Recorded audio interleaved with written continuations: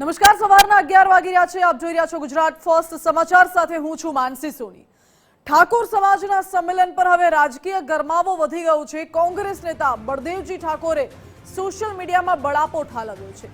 નામ લીધા વિના બળદેવજી ઠાકોરે આકરા પ્રહાર કર્યા અને કહ્યું કે અંગત સ્વાર્થ માટે કેટલાક લોકોએ સંમેલન રદ કરાવ્યું. સમાજને સંગઠિત થતો અટકાવવાનું આ ષડયંત્ર છે તેવું બળદેવજી ઠાકોરે કહ્યું છે. ઉત્તર ગુજરાતમાં સમાજની એકતા તોડવાનો પ્રયાસ થઈ રહ્યો છે. આ શબ્દો પણ બળદેવજી ઠાકોરના છે અને આગળ કહ્યું કે આ સંમેલન કોઈ સમાજ સામે ન હતું. પાટણના વામૈયા ગામે યોજાનાર સંમેલન રદ થયાનો દાવો કરાઈ રહ્યો છે. પાટણ ડિમોલિશન મામલે સંમેલન બોલાવવામાં આવ્યું હતું જે રદ થયું. કે ગુજરાતના કોઈ પણ સમાજની સામે કોને કર્યું કે કોને નથી કર્યું એમાં મારે પડવું નથી.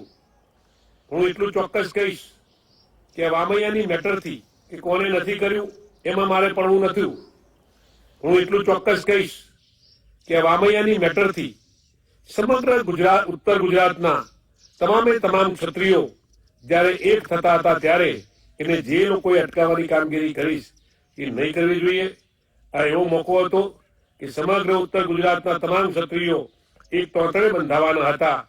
એ તોતણેના બંધાય એની જે મનસા મેલી હતી એ બહાર આવી છે.